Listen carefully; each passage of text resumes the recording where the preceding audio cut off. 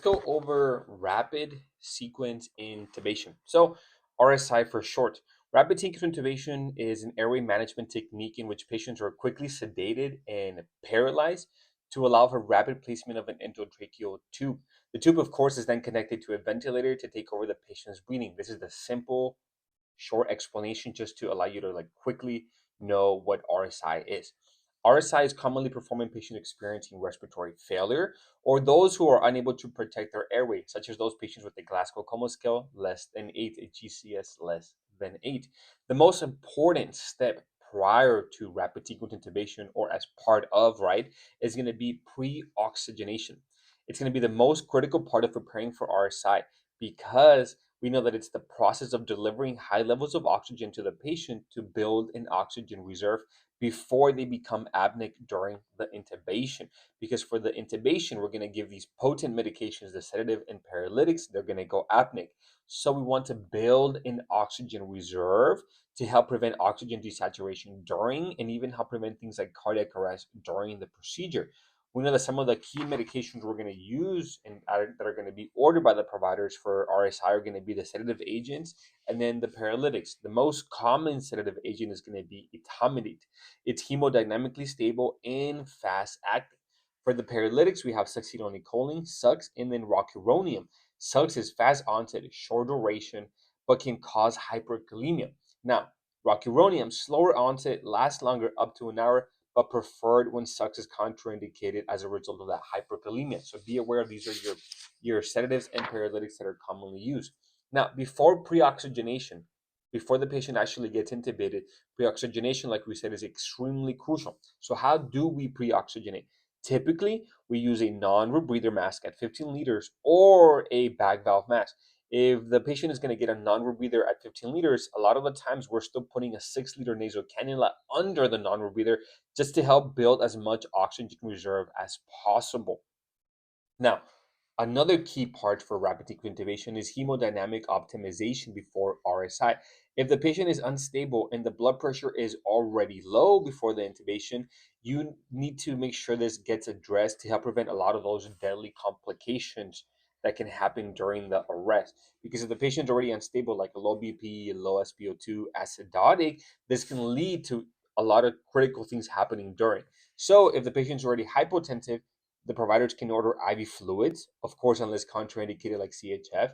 They can order push dose pressors, which are often only given by the providers, right? It's typically not in our nursing ER scope to give push dose vasopressors, but it's nice and important to know that that's an intervention that can occur, such as push dose epinephrine or phenylephrine, again administered by the providers. Remember that after giving a paralytic, the patient becomes apneic.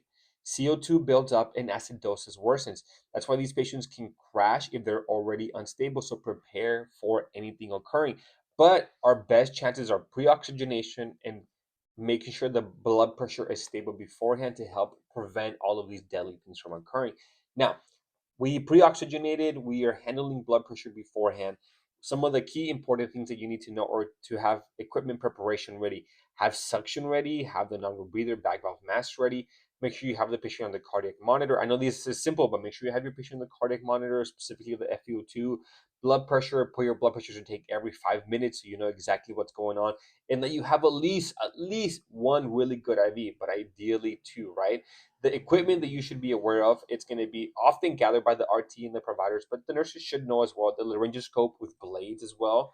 You need other important equipment like the ET tube with the stylet, the CO2 detector afterwards to confirm placement, and OPA just in case, and of course the gyroscope just in case it's a difficult intubation. So you know what it is, and the providers ask for, you can say, hey, here it is, so they can use it for the intubation.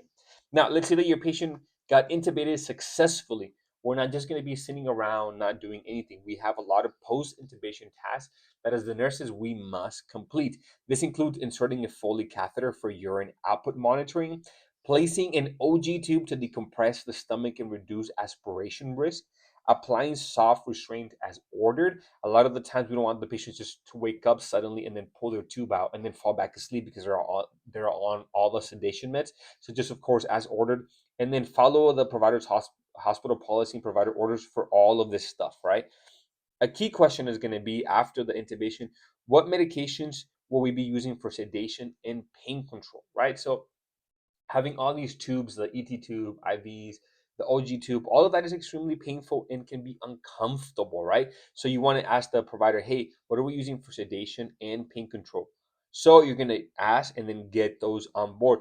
Typically, the providers are going to go with propofol and fentanyl, or with Versed and fentanyl, or they may go with something completely different, like even Precedex. But it's your job to ask so that you can go get him and start him on your patient so that they're comfortable. Like we discussed, the common rapid sequence intubation medications are going to be etomidate, and then succinylcholine and rocuronium. And just to summarize, of course, we're typically seeing intubation in the ER for respiratory failure or those who are unable to protect their airways, such as a GCS of less than 8. A key step beforehand is preoxygenation and ensuring that we have a good, stable blood pressure hemodynamics optimization, that we have all of our equipment ready, that we're prepared for anything to happen, especially if the patient's a low BP, low SpO2, and acidotic, right? Because we see that a lot. A lot of these patients are coming very sick. We immediately jump on all the post intubation care and get pain meds and sedation on board.